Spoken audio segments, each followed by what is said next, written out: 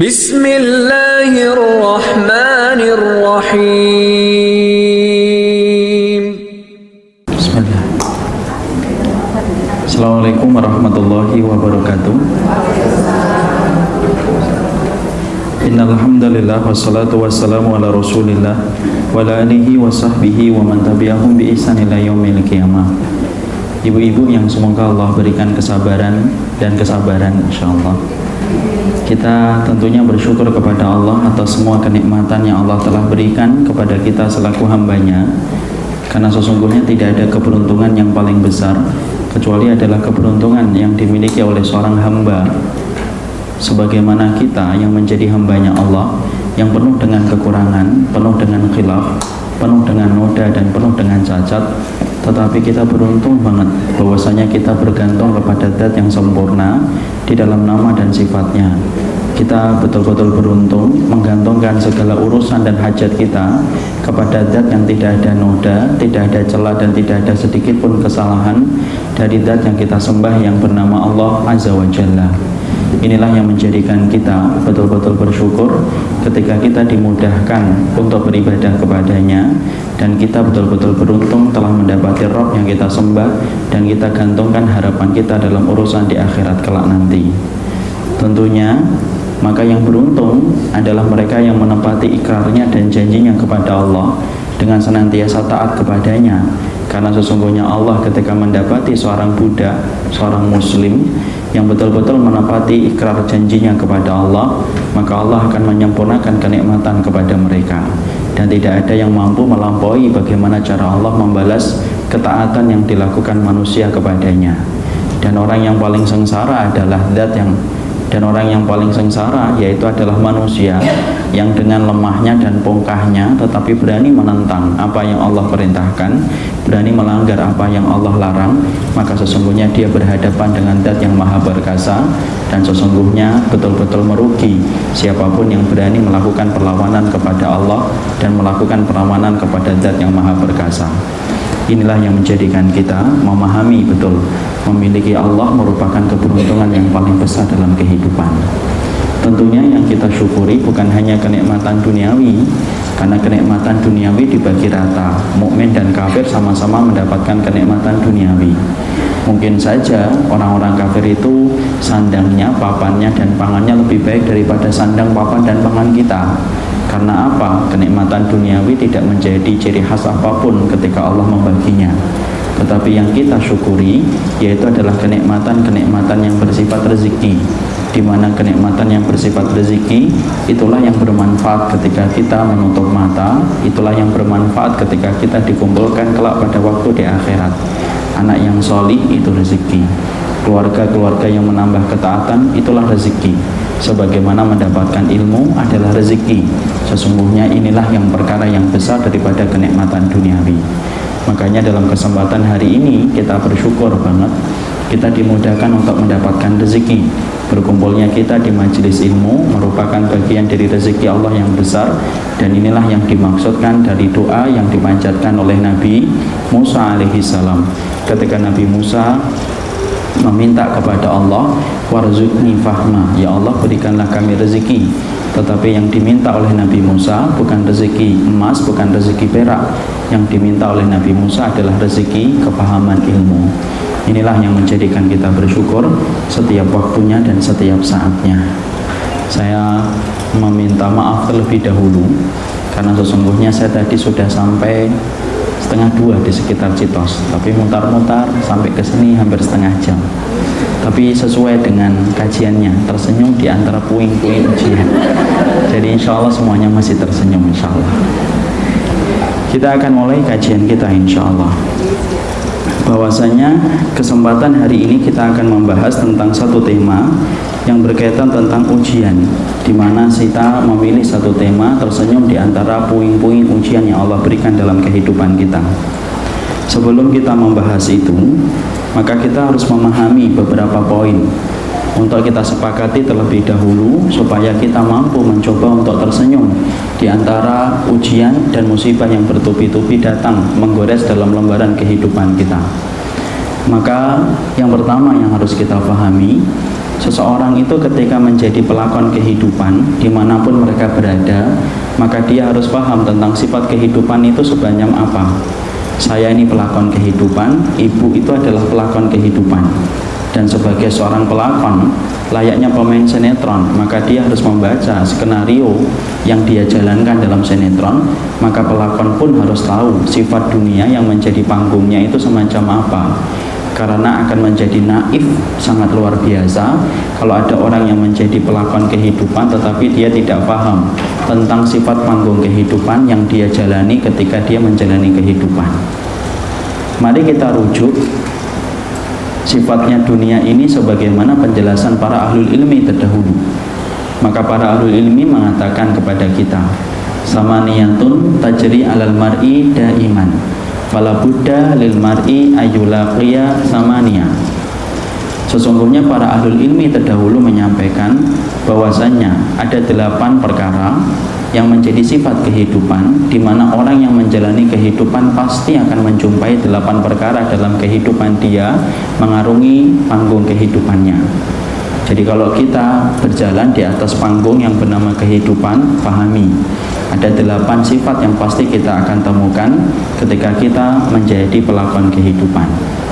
Apa 8 sifat itu? 8 sifat itu dijelaskan oleh beliau. Yang pertama, sururun, bahwasanya manusia itu pasti menemukan surur. Surur itu adalah kebahagiaan. Makanya kalau ibu jujur melihat wajah kita dibuat oleh Allah elastis, tidak kaku layaknya triplek. Kenapa dijadikan yaitu adalah elastis, tidak sebagaimana kakunya triplex? Karena sesungguhnya Allah tahu di antara lembaran kehidupan yang pasti kita akan temukan, kita akan mampu tersenyum, kita bahagia terhadap perkara yang kita peroleh dan kita dapatkan. Itulah sifat fitrah kehidupan, bahwasanya kita akan merasakan kebahagiaan ketika kita mengarungi kehidupan yang Allah titipkan dalam kehidupan kita yang singkat. Surur, bahagia, dan kita tersenyum. Dan kenapa wajah kita mampu tersenyum? Karena Rabb yang menciptakan kamu dengan sempurna, Rabb yang tahu bahwasanya penggalan hidupmu pasti kamu pernah mencicipi di dalam bejana yang bernama bejana kebahagiaan. Itu yang pertama. Yang kedua yaitu adalah husnun. Sifat kehidupan yang kedua adalah husnun. Husnun itu adalah kesedihan. Hazanun, hazinun atau husnun, kesedihan. Dimana kita pasti pernah merasakan kesedihan. Makanya kalau ibu perhatikan, Allah itu tidak hanya menitipkan air pada lautan yang begitu dalam. Allah tidak hanya menitipkan air pada sungai yang mengalir. Allah tidak menitipkan air pada pintu-pintu di langit yang berubah menjadi tetes hujan yang membasahi rumah dan bumi kita. Tapi ternyata Allah menyelipkan air di belakang mata kita. Kenapa Allah selipkan air di belakang mata kita? Karena sesungguhnya Allah tahu bahwasanya manusia itu akan melewati beberapa fase-fase yang menyedihkan, dan ketika dia bersedih, dia meneteskan air mata untuk meluapkan kesedihan yang membuncah di dalam hatinya, memenuhi ruang hatinya ketika dia mendapatkan kesedihan di dalam hidup.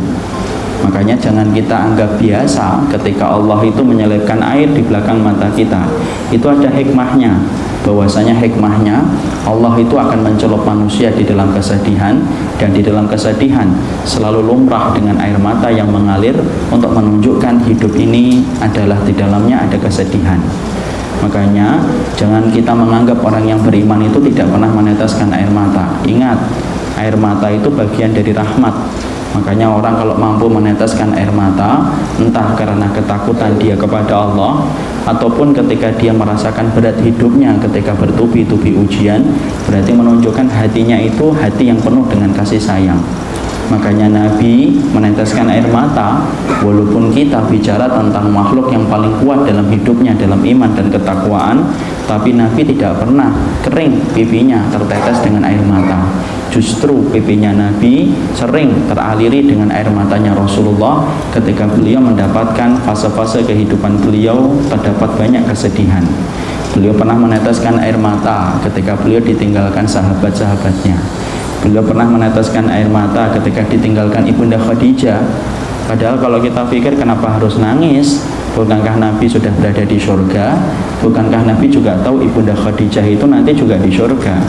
Tapi itulah hidup, bahwasanya hati kita tidak setegar batu yang begitu kokoh, tetapi hati kita layaknya gelas-gelas kaca yang begitu rapuh.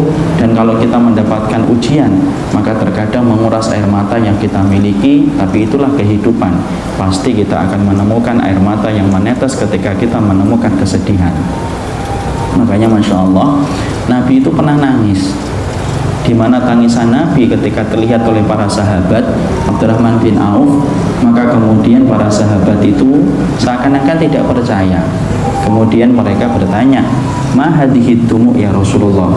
Ini air mata apa ya Rasulullah? Kenapa meneteskan air mata? Karena sahabat itu Abdurrahman bin Auf seakan-akan tidak percaya seorang Nabi meneteskan air mata karena beban hidup. Perhatikan jawaban Nabi. Jawaban Nabi menggambarkan tentang kedalaman imannya beliau. Beliau berkata, "Innal uyuna tadma wal quluba tahzan wa la yarda illa biqauli rabbina." Sahabatku, sesungguhnya mata itu punya hak meneteskan airnya. Sesungguhnya hati itu punya hak bergores dalam bejana kesedihan. Tetapi kami tetap ridho terhadap segala takdirnya Allah Subhanahu wa taala.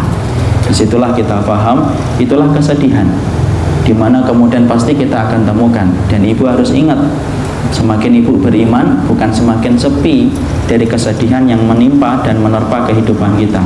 Semakin ibu beriman, semakin saya bertakwa, semakin berat kita akan merasakan kesedihan. Karena kesedihan itu dibuat bagi orang yang beriman itu penuh, supaya dia nanti nikmat ketika merasakan di akhirat dengan kenikmatan-kenikmatan sebagai balasan atas kesabarannya. Jadi kalau kita beriman, jangan kita kira bahwasanya sepi dari kesedihan. Justru semakin kamu beriman, semakin banyak sedihnya. Semakin kamu beriman, semakin banyak air mata yang mungkin menetes dari mata kita. Kenapa? Itulah hakikat dunia, dijadikan oleh Allah menjadi tempat kesabaran, di dalamnya penuh dengan ujian dan penuh dengan musibah. Makanya Nu'man bin Bashir itu berkata, "Innahu lam yabqa minad dunya illa bala'un wa fitanun fa'aitu lahu bisabr."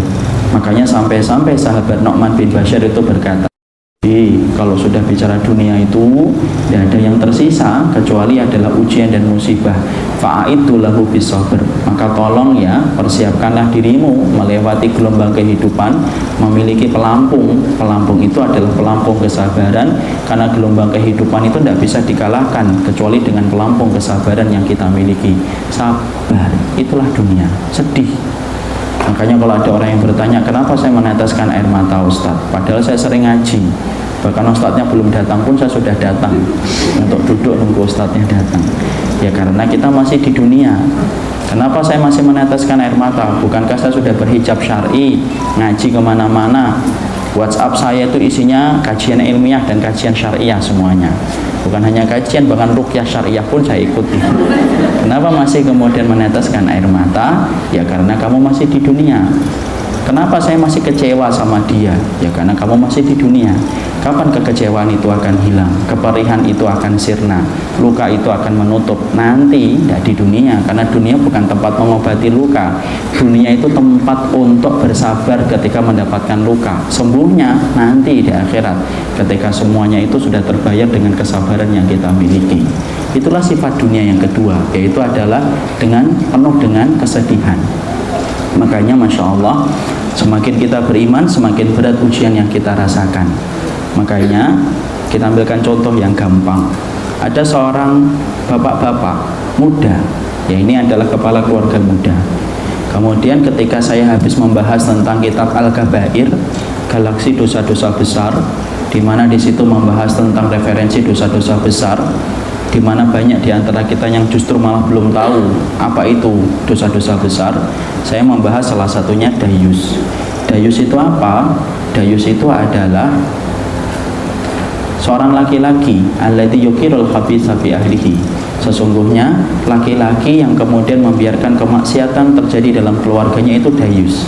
Saya mengambilkan contoh seorang suami, kalau dia mendapati istrinya tidak menutup auratnya dan dia membiarkan, mendiamkan atas nama toleransi di dalam rumah tangga.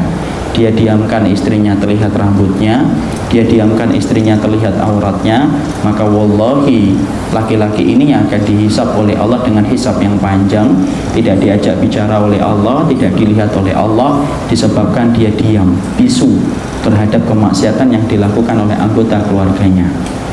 Habis kajian ibu, beliau ikut ke saya ke jalan.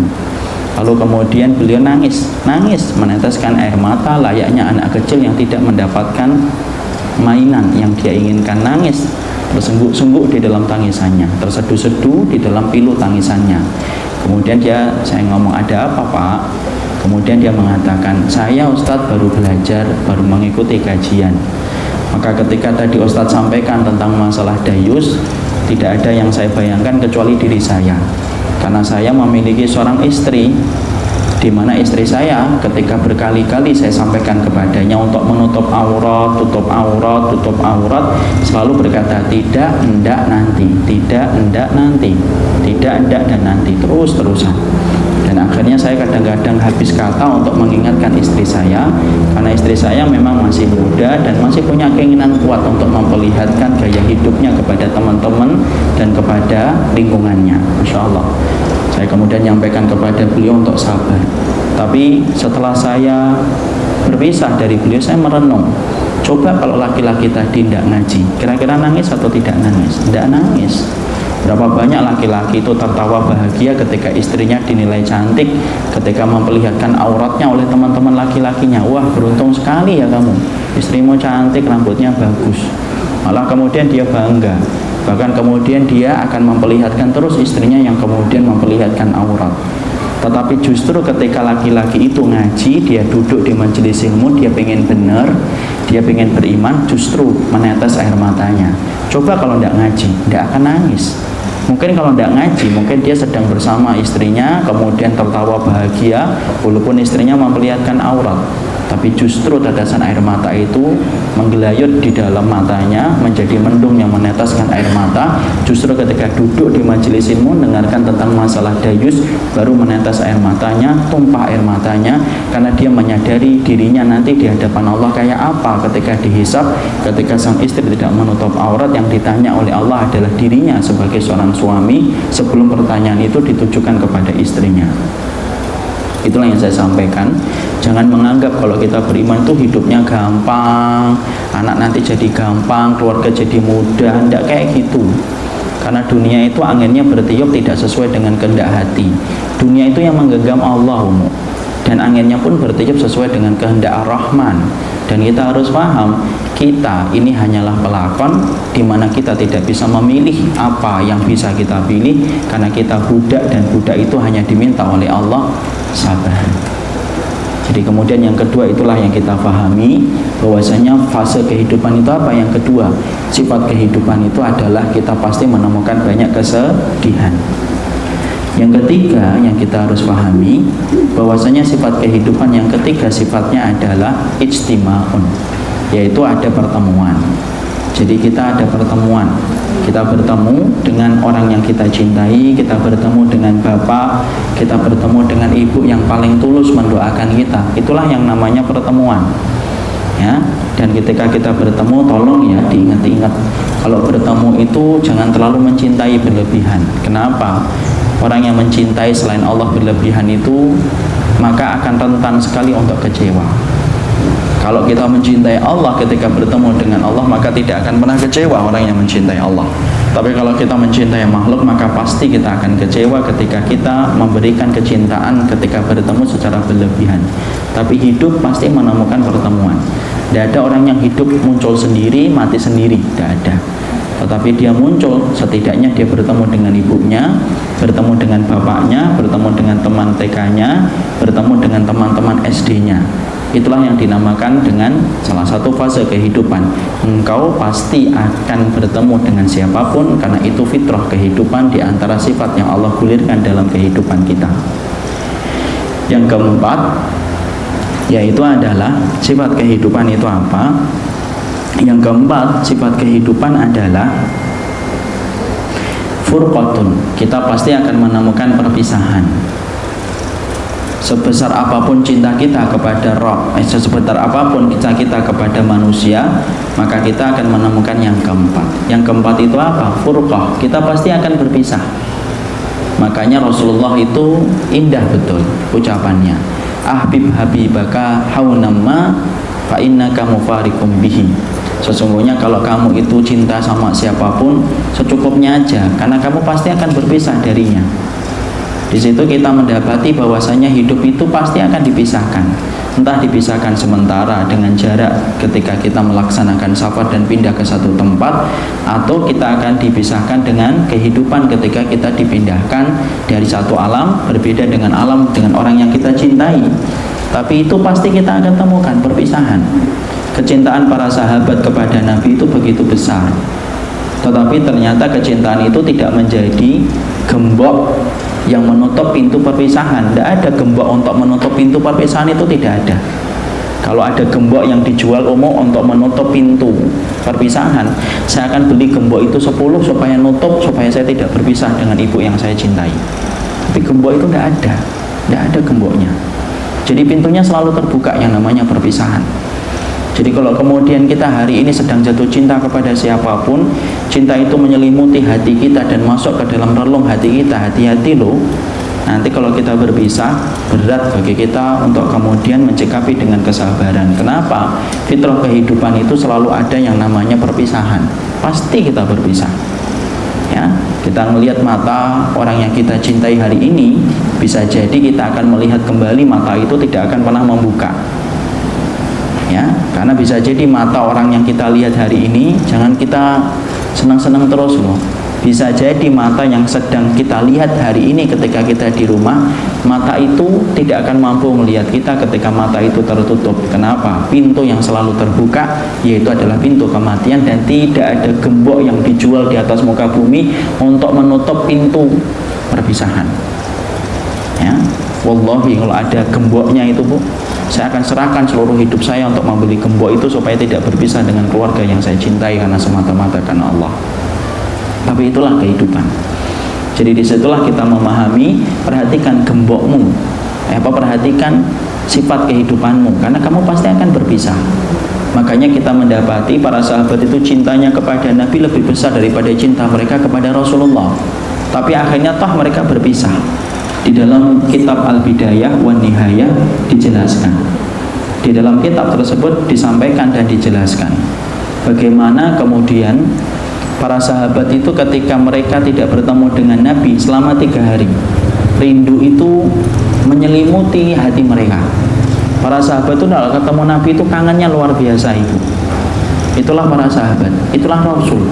Orang yang luar biasa di dalam fisiknya dan luar biasa di dalam akhlak, tutur kata dan perbuatannya. Nabi sampai kalau tidak kelihatan itu para sahabat itu pada kangen dengan Rasulullah.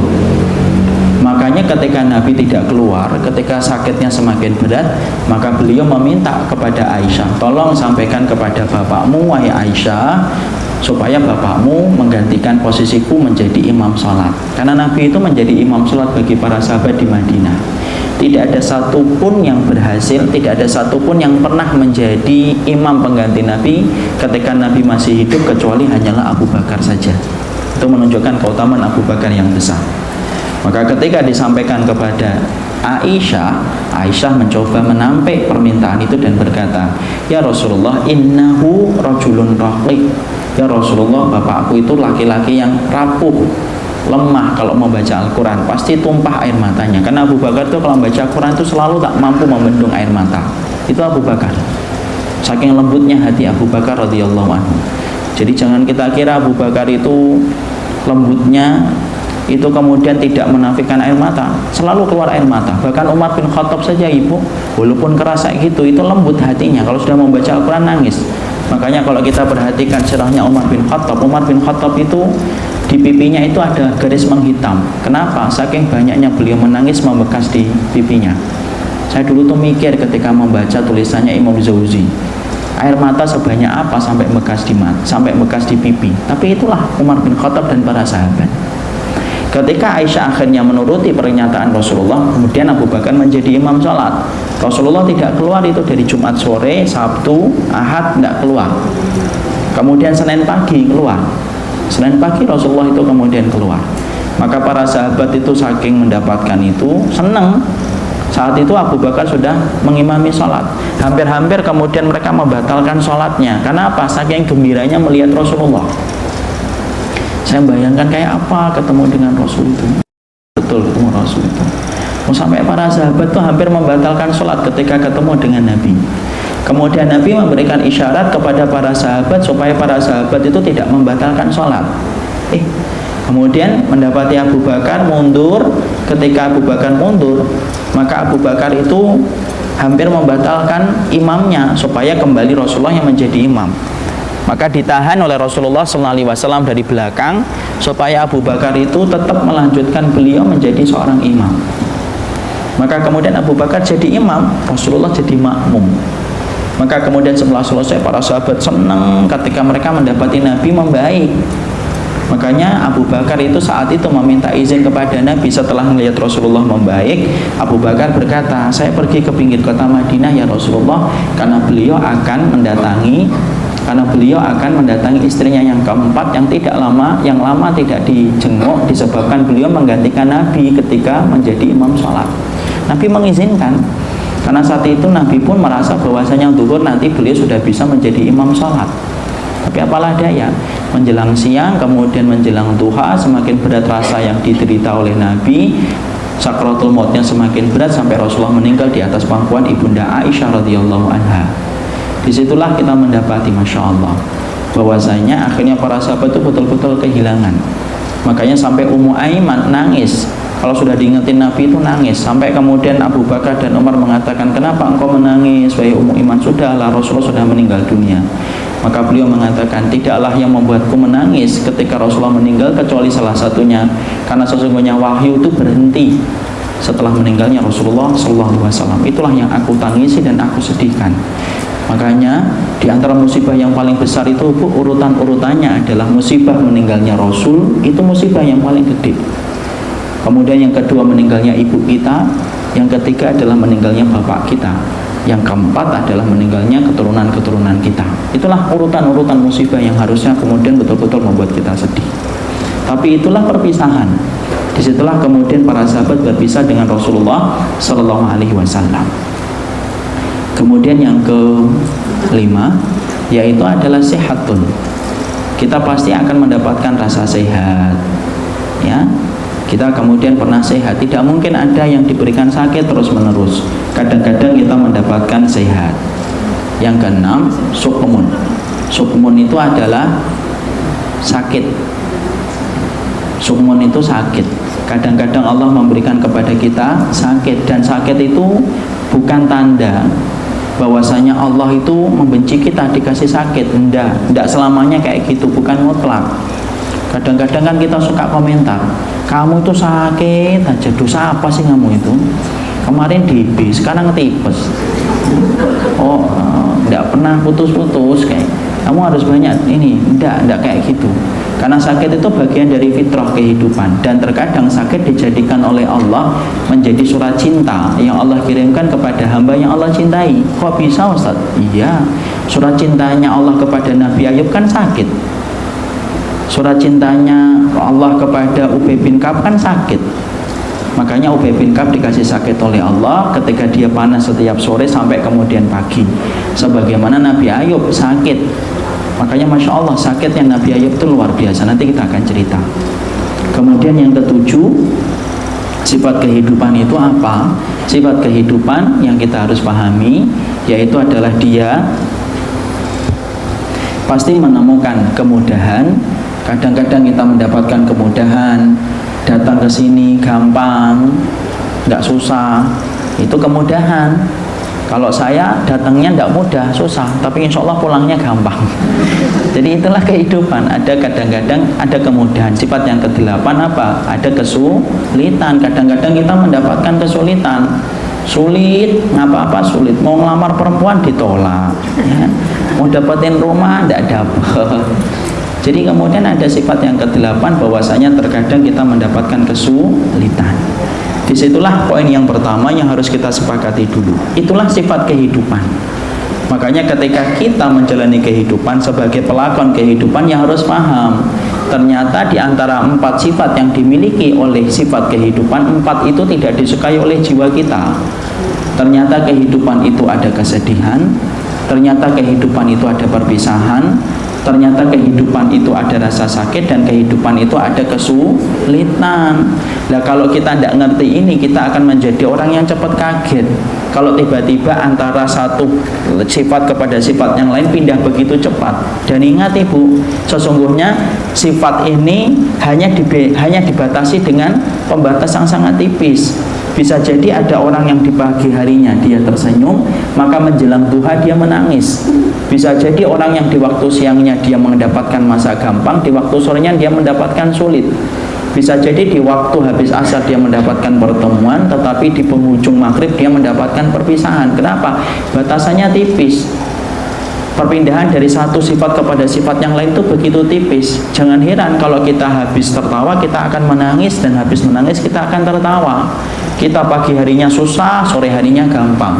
Kita malamnya masih bertemu, tetapi pagi harinya kita sudah berpisah. Itu adalah hal yang sangat lumrah sekali. Kenapa? Perpindahan dari satu sifat kepada sifat kehidupan itu begitu tipis. Tetapi itulah karakter kehidupan yang Allah berikan dalam kehidupan kita, di dalam panggung kehidupan. Makanya ada 4 yang tidak disukai oleh jiwa. Makanya apa yang tidak disukai jiwa tadi? Yang tidak disukai oleh jiwa itu adalah perpisahan, yang tidak disukai oleh jiwa adalah kesedihan, yang tidak disukai oleh jiwa itu adalah rasa sakit, yang tidak disukai oleh jiwa kita itu apa? Yaitu adalah kesulitan. Dan ketika kita kemudian mendapati bahwasanya 4 itu pasti muncul karena ini fitrah kehidupan, maka sesungguhnya setidaknya ketika kita menjadi pelakon, kita paham itu pasti akan kita temukan. Makanya di dalam hasanah sunnah tidak ada itu rumput tetangga lebih hijau, itu tidak ada Ibu. Itu ada dalam bahasa Indonesia tapi tidak ada dalam bahasa sunnah. Rumput tetangga itu tidak lebih hijau, apalagi orang yang beriman. Rumputnya orang yang beriman lebih hijau, tidak, justru lebih susah. Tidak ada hijau di dalam kamus kehidupan ketika kita beriman kepada Allah, karena sesungguhnya dunia memang diciptakan oleh Allah penuh dengan kesulitan. Nabi Adam Ibu tidak pernah meneteskan air mata ketika di surga. Nabi Adam tidak pernah merintih di dalam doa mengucapkan Rabbana dhalamna anfusana wa illam taghfir lana wa tarhamna lanakunanna minal khasirin. Nabi Adam tidak pernah terbebani dengan kesedihan ketika beliau di surga. Senang. Tapi perhatikan Nabi Adam ketika makan satu gigitan buah, satu gigitan tok buah yang diharamkan oleh Allah, menjadikan Nabi Adam tidak pantas lagi di surga, diturunkan sebagai hukuman oleh Allah sampai kemudian di dunia. Disitulah menetes air matanya Nabi Adam. Disitulah Nabi Adam merintih ketika membaca Rabbana dhalamna anfusana. Disitulah Nabi Adam itu sedih ketika memikirkan antara Qabil dengan Habil ketika mereka berebut dengan salah satu putrinya Nabi Adam alaihissalam. Itulah kehidupan. Jangan kemudian kita kaget, dalam kehidupan ini banyak sekali ujian dan musibah yang Allah berikan, karena itulah fitrah kehidupan yang Allah titahkan dalam panggung kita. Makanya kita melihat ya, kalau kemudian kita bertanya kenapa menetes air mata, kenapa kita sedih, kenapa kita kecewa, tolong lihat kanan kirinya, oh masih di dunia. Makanya ketika kita masih di dunia, disitulah kita baru paham, itulah dunia tempatnya air mata, itulah dunia tempatnya kesedihan, itulah dunia tempatnya kekecewaan. Kapan itu semuanya akan hilang? Nanti ketika di surga. Mari kita buka dalam Quran.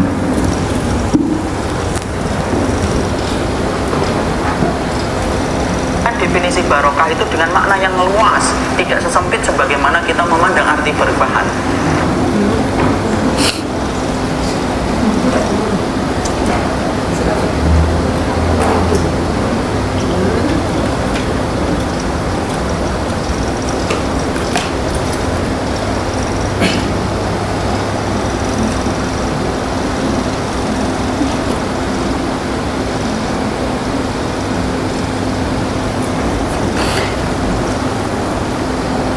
Kita buka dalam surat Az-Zukhruf ayat ke-68.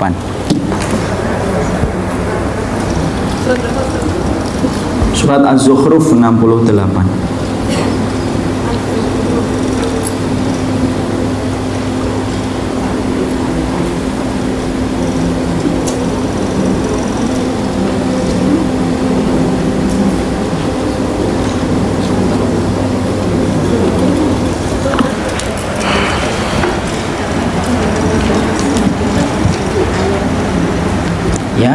Sudah? Allah berfirman pada surat Az-Zukhruf ayat 68 bahwasanya di antara sambutan Allah kepada penduduk surga ketika mereka mendapati surga, maka para penduduk surga itu disambut oleh Allah dengan kata-kata yang sangat indah. Apa yang Allah katakan ketika Allah menyambut penduduk surga? Allah berfirman, ya ibadi la khaufun alaikumul yawma wala antum tahzanun. Maka kemudian Allah menyambut setiap penduduk surga ketika mereka mereguk kenikmatan di surga. Allah berkata, ya ibadi, wahai hambaku, la khaufun alaikumul yawma, tidak ada ketakutan bagi kalian hari ini, wala antum tahzanun, dan sesungguhnya kamu tidak akan pernah bersedih lagi. Jadi di situ itulah kalimat sambutan. Kalimat sambutan yang Allah berikan kepada kita, Ibu. Insya Allah kalau kita memasuki surga, jangan kaget kalau di dalam kita menapak memasuki surga. Allah berkata, ya ibadi, wahai hambaku, tidak ada ketakutan kepada kalian hari ini, wala antum tahzanun, dan tidaklah kalian itu akan bersedih, dan tidak akan kalian itu takut kembali. Di situ kita akhirnya seakan-akan memahami kalau masih di dunia ya berarti takut, kalau masih di dunia berarti kita ini khawatir, kalau masih di dunia berarti kita sedih, dan kalau masih di dunia berarti kita kecewa. Itulah dunia. Kapan itu akan dihilangkan oleh Allah secara total? Kelak ketika kita sudah mendapatkan apa yang Allah janjikan, yaitu adalah surga. Allah berfirman, hambaku hari ini tidak ada lagi kesedihan, hambaku hari ini tidak ada lagi kekhawatiran, dan tidak ada lagi kekecewaan. Dan hari itu apa? Hari ketika manusia surga dimasukkan oleh Allah untuk mereguk kenikmatan di dalam surga. Inilah yang kita pahami dulu. Yang pertama, pahami dulu bahwasanya sifat kehidupan semacam apa. Sekarang yang kedua, poin yang harus kita sepakati dulu adalah setelah poin yang pertama bahwasanya kita memahami sifat kehidupan, yang kedua yang harus kita pahami, Allah itu memberikan ujian di dalam kehidupan, itu merupakan bagian dari hikmah yang tidak pernah lepas dari Allah. Karena Allah itu bersifat hakim. Allah itu bersifat hakim. Hakim itu apa? Maha hikmah. Artinya tidak ada satu kata dan tidak ada perbuatan yang Allah tetapkan dalam kehidupan kita kecuali di dalamnya pasti ada hikmahnya yang sangat besar. Itu kata hakim. Ya, itu kata hakim. Itulah ketika kita mengenal kata sifat al-hakim itu kayak gitu. Maka setiap ujian yang Allah berikan kepada kita itu pasti ada hikmahnya, dan kewajiban kita itu mencari hikmah. Kewajiban kita bukan menyalahkan. Kenapa? Allah itu tidak pernah disalahkan. Allah tidak pernah ditanya. Jangan suka nanya-nanya, kenapa begini ya Allah dan kenapa begitu. Allah berfirman, la yus'alu amma yaf'alu wa hum yus'alun. Allah itu tidak pernah ditanya tentang apa yang Allah lakukan, tapi kita yang akan ditanya oleh Allah. Disitulah kita memahami poin yang kedua. Ketika sudah bicara tentang ujian, kita harus paham poin yang kedua. Ketahui lo, Allah Rabb yang kamu sembah itu punya sifat Al-Hakim. Al-Hakim itu artinya apa sih? Maha hikmah. Mustahil bagi Allah menetapkan satu urusan kecuali di dalamnya itu ada hikmahnya. Makanya kewajiban kita diperintahkan untuk mencari hikmah. Dalam hidup itu harus mencari hikmah. Kalau kata orang Jawa itu mungkin nggak ngomong hikmah. Saya ambilkan contoh Jawa. Orang Jawa itu selalu ngomong apa? Wis, semua perkara itu diwolak-walik, semua perkara itu dibolak-balik, dicari baiknya saja. Jadi kalau kita kembalikan kepada pengertian sunnah itu apa? Fahami dulu. Hakim, Allah itu hakim. Apapun yang Allah berikan kepada kita, apapun yang Allah takdirkan kepada kita, selalu tidak pernah lepas dari hikmah. Kenapa? Karena Allah itu alim, Allah itu sempurna, Allah itu maha tahu. Allah tidak mungkin menetapkan satu perbuatan kecuali di dalamnya ada manfaat. Ibu, dalam kehidupan kita ya, kita ini kalau menilai orang pinter ataupun tidak pinter, itu cara dia bicara. Orang kalau tidak pinter itu kalau ngomong tidak ada manfaatnya. Tapi semakin pintar orang itu, semakin ketika dia ngomong hati-hati, semakin ketika dia bicara itu pasti ada hikmahnya, ada ilmu yang bisa kita ambil. Ya, kenapa? Dia pintar. Akhirnya setiap ucapannya dia sampaikan itu rata-rata membawa faedah. Kalau manusia saja, ternyata ketika dia baru pintar sekolah saja, ucapannya ternyata ada manfaat yang kita dengarkan ketika bersamanya. Allah itu zat yang menguasai ilmu di atas seluruh dunia ini dan menguasai perbendaharaan ilmu itu Allah. Dan Allah itu pasti hakim dalam setiap apa yang Allah tetapkan dan Allah takdirkan kepada kita. Kenapa kita pahami ini? Karena kita ini rata-rata menjadi muslim dan mukmin, tapi ternyata kita lalai untuk pintar mengambil hikmah yang Allah berikan dalam kehidupan kita. Makanya Imam Ibnu Qayyim menerangkan dalam kitabnya Syifaul Alil fi Masailil Qada'i wal Qadar, di antara musibah manusia ketika jadi budaknya Allah itu apa? Mereka itu lalai untuk mengambil setiap hikmah dari setiap apa yang Allah berikan dalam kehidupan. Lalai kita. Dan apa yang terjadi kalau kita gagal untuk memetik dan mengambil hikmah dalam setiap kejadian yang Allah berikan dalam kehidupan kita? Akhirnya ketika kita tidak mampu mengambil hikmah, tidak ada ucapan kecuali kita menyesali, kecuali kemudian kita menggugat Allah, kecuali kemudian kita husnudzon dan meletakkan Allah dalam pandangan yang buruk di mata kita ketika kita gagal mengambil setiap hikmah dari apa yang Allah berikan dalam kehidupan kita. Padahal itu mustahil Allah itu menciptakan tanpa hikmah. Sampai semut yang Allah ciptakan ada hikmah. Sampai ketika Allah menciptakan langit dan bumi 7 masa, padahal Allah itu mampu menciptakan langit dan bumi dalam sekejap, tapi Allah ciptakan sampai 7 hari. Itu hikmahnya apa? Supaya mengajarkan kepada kita hambanya supaya ngerti semuanya itu tidak instan. Ternyata semuanya yang dilakukan oleh Allah itu tidak pernah keluar dari kata hikmah. Dan orang yang beriman, kata Imam Ibnu Qayyim, adalah orang yang paling pintar untuk mengambil setiap hikmah yang Allah berikan dalam kehidupan kita. Kalau tidak kayak gitu, maka sesungguhnya kita akan gagal mengambil kebaikan di dalam setiap ujian. Makanya poin yang kedua yang kita harus sepakati dulu sebelum bicara lebih lanjut, pahami dulu bahwasanya ini adalah semua yang terjadi dalam kehidupan kita tidak pernah keluar dari kata hikmah. Kita ambilkan contoh yang gampang, Ibu. Seorang ibu kandung ketika mereka mendapati dan merawat anaknya itu selalu tidak pernah dia itu mendahulukan keinginan dirinya, selalu mendahulukan keinginan anak. Kenapa? Saking besarnya rahmat yang dia miliki kepada anaknya. Makanya kalau ibu-ibu makan misalkan lele, dia rela kemudian anaknya makan lele, ibunya makan kol. Ya, karena lele itu kan lele, kol sama sambal, timun. Ibunya cuma manggil timun dan ngambil kol. Kalau ditanya sama anaknya, "Bu, kok nggak makan lele?" "Ndak, Nak. Saya kolnya aja sama timunnya. Lagi ndak suka lele." Padahal seneng banget sama lele. Ini beda ya kalau sama bapaknya ya. Kalau sama bapaknya biasanya bagi-bagi 2 ya. Makanya saya nggak mencontohkan bapak, saya contohkan ibu. Ibu itu rela kayak gitu. Kenapa? Karena saya dapetin ibu saya kayak gitu. Ibu saya itu ngomong anak-anak makan ayam, tidak suka ayam, karena pingin untuk mendahulukan anaknya. Dan saya yakin semua ibu-ibu kayak gitu. Tidak ada ibu yang kemudian berkeinginan untuk mendolimi anaknya, itu tidak ada.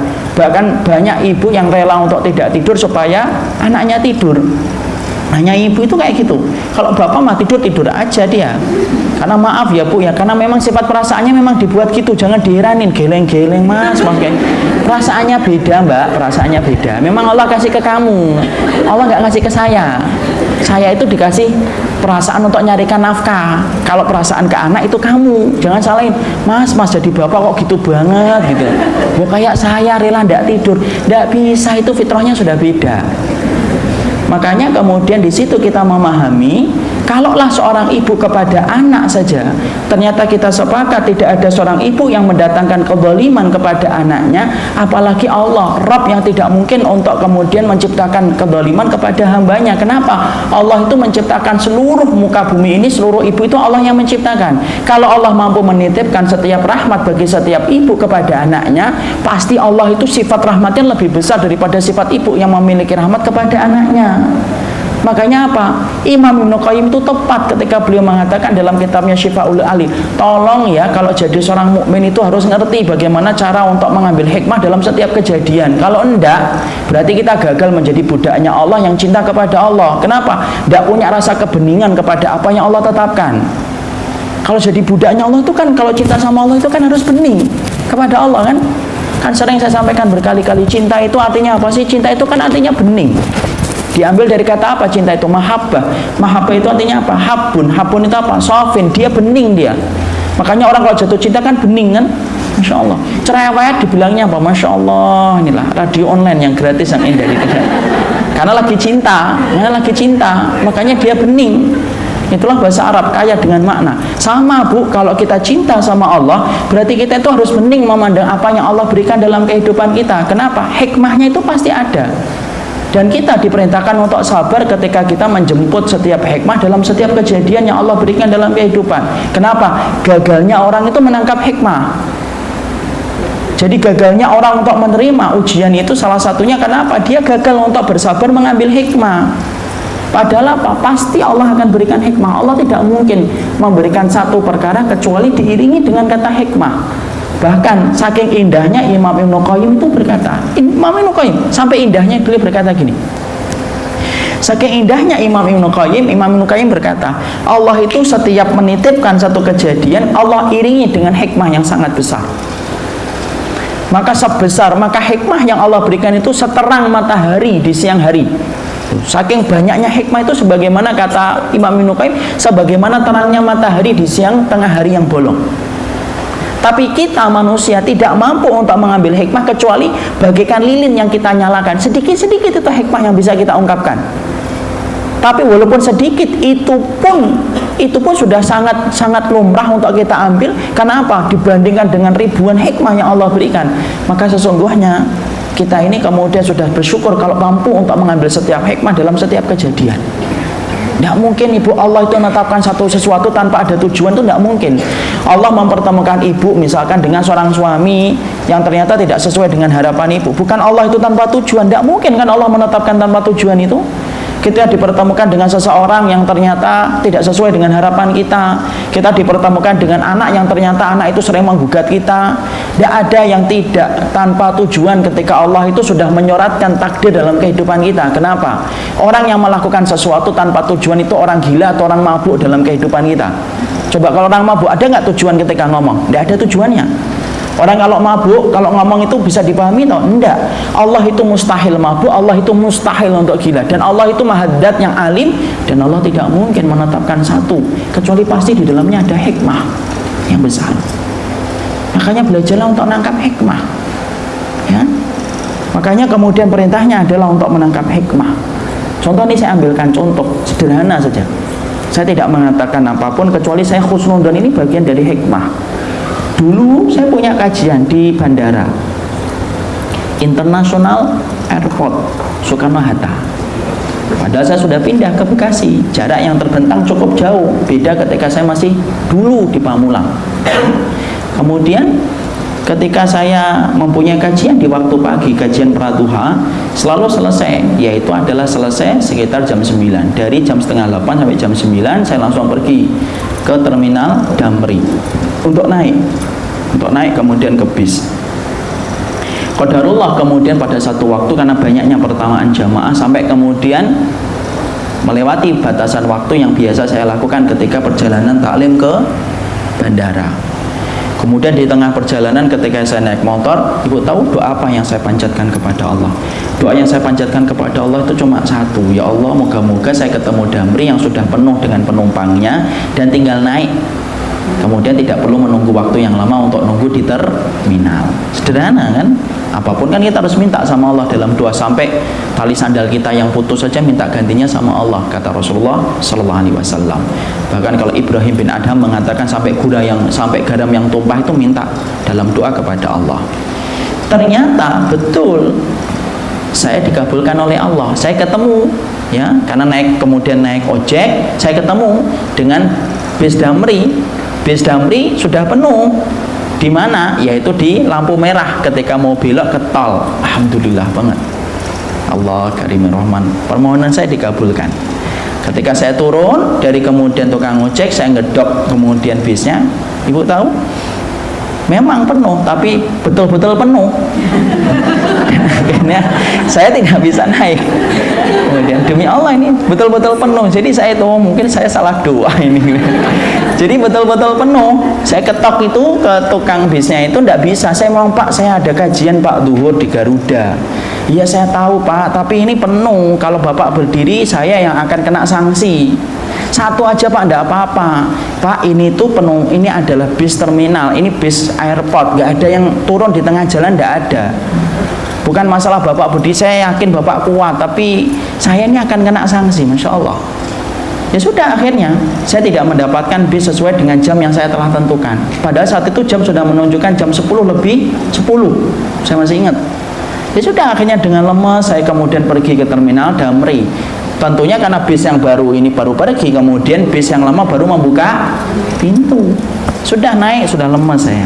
Sudah mulai jam merambat ke setengah 11 lebih. Setengah 11 itu baru penuh, baru jalan. Saya sudah pasrah, saya sudah WhatsApp ke pihak panitia kajian. Kelihatannya agak telat akhi, mungkin juga nggak nyampe sampai di sana. Ya apa-apa Ustaz, lanjutkan perjalanan, semoga ada hikmahnya. Kemudian saya melanjutkan perjalanan. Tiba-tiba kemudian sang sopir itu mendapatkan telepon, karena di loudspeaker saya dengar, karena saya duduknya di belakang sang sopir. Sang sopir itu berkata, kamu lewat mana? Jangan lewat dalam kota ya, kamu banting aja nanti kemudian ke Tanjung Priok, ini dalam kota macet. Udah kan, saya sudah aduh macet nih, dibanting ke Tanjung Priok. Masya Allah ibu, demi Allah itu dibanting ke Tanjung Priok itu lancar selancar-lancarnya, lancar terus kenceng itu, sampai kenceng. Damri itu kenceng sampai ternyata qadarullah itu sampai masuk ke area lokal bandara jam berapa? Yaitu adalah jam 12 kurang 10. Saat itu masih mendekati zuhur. Itu sudah mulai masuk, Masya Allah, sudah masuk mulai bandara. Lalu kemudian ada telepon lagi, telepon yang kedua ngomong, sudah sampai mana? Sudah sampai terminal, sudah sampai bandara. Kamu sampai mana? Saya masih di tol dalam kota. Kemudian ditutup. Saya karena berusaha tadi sempat menyesali bahwasanya saya kok nggak dapat bis yang kemudian bisa nganterin saya. Saya coba nanya sama sopirnya, Pak, itu yang tadi nelpon sopir bis yang mana Pak? Sopir bis yang sebelum saya Pak. Ternyata ada di dalam kota, dia masih dalam kota, macet. Jadi ternyata kemudian di situ, Masya Allah, saya bersyukur. Kejadiannya remeh, hanya masalah taklim. Tapi di situ saya mengambil pelajaran besar. Kadang-kadang kita itu ketika diberikan sesuatu, kita itu tidak sabar untuk mengambil hikmah. Dan akhirnya ketika kita tidak sabar mengambil hikmah, disitulah hilang hikmah yang harusnya Allah berikan kepada kita. Disebabkan apa? Dosa kita ketika kita tidak ridho dan tidak sabar terhadap takdir yang Allah berikan kepada kita. Ya. Jadi ternyata disitulah kita paham hikmah itu penting. Makanya sekali lagi Imam Ibnu Qayyim dalam kitabnya Syifaul Alil fi Masailil Qada'i wal Qadar mengatakan, ambil setiap hikmah. Kenapa? Allah itu tidak mungkin menetapkan sesuatu tanpa ada tujuannya. Dan ingat loh ibu, ketika Allah nutup satu pintu, Allah itu pasti akan membuka pintu kita yang lain. Itu sebuah pasti dari Allah. Ada orang yang disulitkan dengan bapaknya. Coba kita lihat, Nabi Ibrahim disulitkan dengan bapaknya, sampai bapaknya tidak kunjung beriman. Hikmahnya apa? Ternyata hikmahnya itu nunggu agak lama. Setelah 85 tahun, dalam satu riwayat 83 tahun, Nabi Ibrahim baru mendapatkan Ismail. Kalau mendapatkan Ishak itu 90 tahun lebih. Baru kemudian setelah itu dia mendapati Ismail ketika tumbuh kemudian menjadi pemuda yang taat. Masya Allah. Ternyata ketika Allah memberikan kesulitan, Nabi Ibrahim mendapati ayahnya yang menjadi pemahat patung. Coba kita bayangkan loh, kalau Nabi Ibrahim itu berdakwah itu kayak apa beratnya. Orang itu mengatakan, "Halah Ibrahim kamu itu ngajak kami beriman, bapakmu aja buat patung kok." Tapi ternyata kemudian ketika Allah tutup satu pintu kepada Nabi Ibrahim, dia tidak mendapatkan ayah yang solih sebagaimana kemudian Sulaiman mendapatkan ayah yang solih sebagaimana mendapatkan Nabi Daud. Tapi ternyata Allah membukakan sebuah pintu. Apa pintu yang Allah berikan? Allah berikan kepada Nabi Ibrahim itu Ismail alaihissalam, yang saking cintanya kepada bapaknya dan cintanya kepada ibunya. Bahkan ibu, saking kemudian cintanya dan taatnya Nabi Ibrahim kepada Ismail, kepada bapaknya, itu sampai-sampai ketika mau disembelih saja, pernyataan yang disampaikan Ismail itu apa kepada bapaknya? Ukfuf ya baka, Pak, itu loh Pak bajumu Pak, dilipat Pak, nanti kalau kamu nyembelih saya, nanti cipratan darahku akan mengotori bajumu kalau kamu tidak lipat bajumu. Masya Allah. Dan aku khawatir fatangku sumin ajri, nanti akan ngurangin pahalaku ketika disembelih gara-gara darahku ngotori bajumu. Saking taatnya seorang Ismail kepada bapaknya. Ya, di situ kita mendapati tidaklah Allah nutup satu pintu, pahami loh hikmahnya. Tunggu sebentar, Allah pasti akan membuka pintu yang lainnya yang terbuka dalam kehidupan kita. Allah cuma merintahkan apa? Sabar. Sebagaimana Nabi ketika mendapatkan, ya Allah, beliau mendapatkan kesulitan ketika beliau berdakwah dengan paman-pamannya. Apa yang Allah berikan kepada Nabi Muhammad? Allah gantikan Nabi dengan istri yang betul-betul maksimal membantu beliau untuk kemudian berdakwah, walaupun dia mendapatkan pertentangan yang keras dari paman-pamannya. Semua penjelasan ini masuk ke poin yang kedua dulu yang kita harus sepakati. Jangan kemudian kita gagal untuk mengambil setiap hikmah, karena sesungguhnya Imam Ibnu Qayyim menjelaskan dalam kitabnya Syifaul Alil fi Masailil Qada'i wal Qadar, cukuplah disebut musibah kalau kamu jadi hambanya Allah tetapi kamu gagal mengambil setiap hikmah yang Allah berikan dalam kehidupan kita. Jadi hikmah itu harus dipegang. Memahami hikmah itu harus dipegang dan harus kita ketahui. Karena apa? Itulah perkara yang harus kita pahami. Allah tidak mungkin kemudian menetapkan satu perkataan dan perbuatan tanpa Allah memberikan hikmah dalam kehidupan kita. Itu yang kedua. Ya. Yang ketiga, ya. Yang ketiga, orang yang kemudian berhasil mengambil hikmah dalam setiap ujian, ketika dia mendapatkan hikmah dalam setiap apa yang dia dapatkan, mau asar ya? Iya, tinggal sebentar lagi. Ya, kita ambil yang ketiga. Yang ketiga, poin yang harus kita sepakati dulu.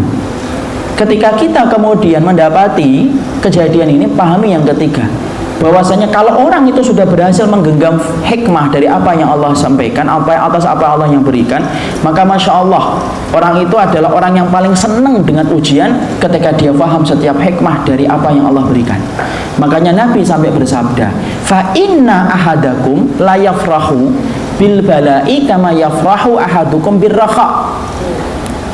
Sampai Nabi saja bersabda, Nabi bersabda, ada loh di antara orang yang beriman yang begitu kuatnya mereka dalam iman, sampai mereka itu lebih senang dengan ujian daripada kemewahan dan kenikmatan hidup. Sebagaimana orang yang lemah iman, kata Nabi, itu mencintai kemewahan dan kemudian fasilitas hidup. Ar-rakha itu fasilitas hidup.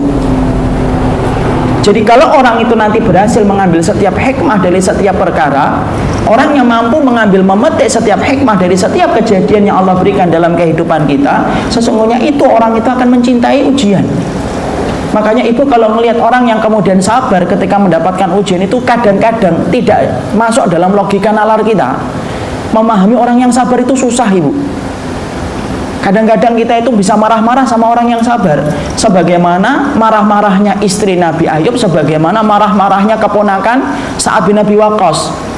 Ibu tahu, Nabi Ayub menderita sakit, sampai kemudian sakit itu diderita oleh Nabi Ayub setelah Nabi Ayub berumur 70 tahun. Puncaknya sakit yang diderita oleh Nabi Ayub itu apa? Yaitu adalah dagingnya itu berjatuhan.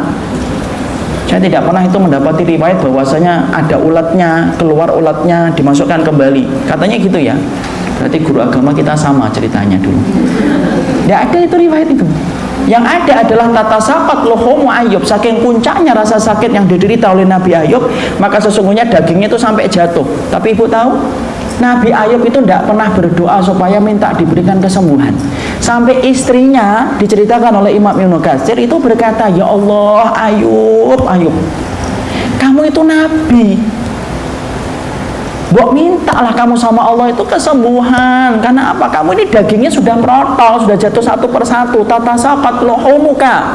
Ini jatuh dagingmu, wahai Ayub. Masya Allah ya. Saya tidak bisa bayangkan dialog yang terjadi antara Nabi Ayub dengan istrinya. Nabi Ayub itu sampai berkata, lu dagingmu ini sudah pada jatuh. Kenapa kamu itu kemudian tidak meminta kepada Rabbmu supaya kamu itu disembuhkan? Kamu itu Nabi, mustajab doanya. Ini menunjukkan bahwasanya istri Nabi Ayub itu beriman. Cuma memang tidak sabar saat itu. Ya, jadi kemudian akhirnya apa perkataan Nabi Ayub? Masya Allah, ini loh orang yang paham hikmah. Sabarnya itu tidak bisa dilogika dengan akal. Nabi Ayub berkata, Allah itu sudah ngasih saya sehat 70 tahun. Masa saya tidak bisa bersabar pada sisa hidupku untuk mengganti kesenangan yang saya dapatkan setelah Allah sehatkan selama 70 tahun. Masya Allah. Indah didengar, susah dipraktekkan. Sulit Ustaz, yang ngomong gampang siapa? Susah memang. Tapi orang yang berhasil mengambil hikmah itu Masya Allah, justru sebagaimana yang dikabarkan oleh Nabi. Makanya kita belajar itu apa? Salah satunya supaya kita menjadi orang yang paling pandai mengambil hikmah. Itulah fungsinya ilmu. Kalau ada orang yang mencari ilmu tanpa menggugat suaminya, mengatakan suami saya itu ilmunya cetek, malah kemudian dia mampu menangkap hikmah. Lu, fungsinya ilmu itu untuk mengambil kita itu mengambil hikmah. Makanya Nabi Ayub itu sampai istrinya itu tidak percaya, lu kok sabarnya kayak gitu. Sebagaimana ini terulang kepada Sa'ad bin Abi Waqqas. Sa'ad bin Abi Waqqas pun ibu tahu, Sa'ad bin Abi Waqqas itu doanya mustajab. Orang yang paling mustajab doanya itu siapa? Sa'ad bin Abi Waqqas di antara para sahabat Nabi. Ada 2 dalam sirah yang disebutkan paling mustajab doanya. 1 Sa'ad bin Abi Waqqas, 2 Uwais Al-Qarni. Makanya ada yang memfitnah Sa'ad bin Abi Waqqas. Orang penduduk surga difitnah, coba. Makanya kalau difitnah itu biasa, tidak usah kita ikutin. Orang yang sedang mabuk dengan kayak gitu tuh, mau dibawa 1000 lentera juga nggak akan menerangi hatinya kalau hatinya sudah hitam. Makanya terangkan sekali, 2 kali cukup. Setelah itu terserah. Nanti tinggal kita meminta keadilan kepada Allah.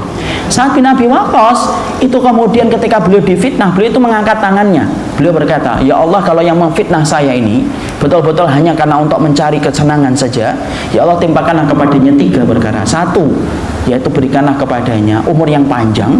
2, miskinkan terus. 3, kasih fitnah sampai dia mati ya Allah. Dan kemudian dikabulkan oleh Allah Subhanahu wa taala. Yang memfitnah Sa'ad bin Abi Waqqas umurnya lebih dari 100 tahun, miskin terus, dan kerjaannya apa? Godain perempuan di depan pasar. Ketika ditanyakan kepada dia, kamu itu ya malu. Ini adalah karena dosa saya kepada Sa'ad bin Abi Waqqas akibat aku memfitnahnya. Doanya mustajab. Bahkan kemudian saking mustajabnya orang itu sering rame ke rumahnya Sa'ad bin Abi Waqqas. Kenapa? Sa'ad bin Abi Waqqas itu kalau mau mendoakan, belum kering itu, pernah ada yang mencela Ali, kemudian dia ngomong, kenapa kamu cela Ali? Kalau kemudian kamu terus mencela Ali, aku khawatir keburukanmu itu akan menimpa kepada dirimu. Belum selesai ngomong itu Sa'ad bin Abi Waqqas, orang itu kemudian terlempar dari kudanya sampai jatuh, terbentur kepalanya dengan batu, pecah batu dan meninggal dunia.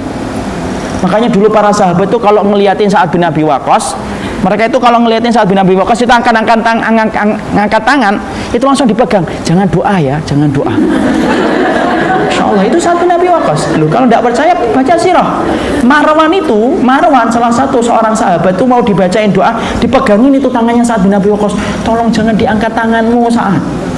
Insya Allah Sa'ad bin Abi Waqqas. Doanya mustajab. Dan kalau beliau itu hidup pasti yakin rumahnya ramai dengan ibu-ibu yang akan minta didoakan. Ibu tahu ujian apa yang Allah berikan kepada Sa'ad bin Abi Waqqas? Sa'ad bin Abi Waqqas itu di masa tuanya beliau itu buta beliau. Ada keponakannya yang datang kepada beliau dan berkata, wahai pamanku, engkau adalah pemilik doa yang sangat mustajab. Mbok minta sama Allah itu matamu disembuhkan. Mau pemilik doa mustajab kok malah matanya kemudian buta, tidak pernah meminta supaya disembuhkan oleh Allah. Jawaban Sa'ad bin Abi Waqqas itu apa? Aku lebih ridho dengan takdir Allah ketika diberikan buta daripada mengangkat tangan untuk merubah takdir yang telah ditetapkan oleh Allah. Masya Allah. Susah. Siapa tahu kata saya pemuda. Susah itu. Tapi kenapa semacam itu? Karena pinternya mengambil hikmah. Makanya kata Rasulullah tadi, yang ketiga itu apa?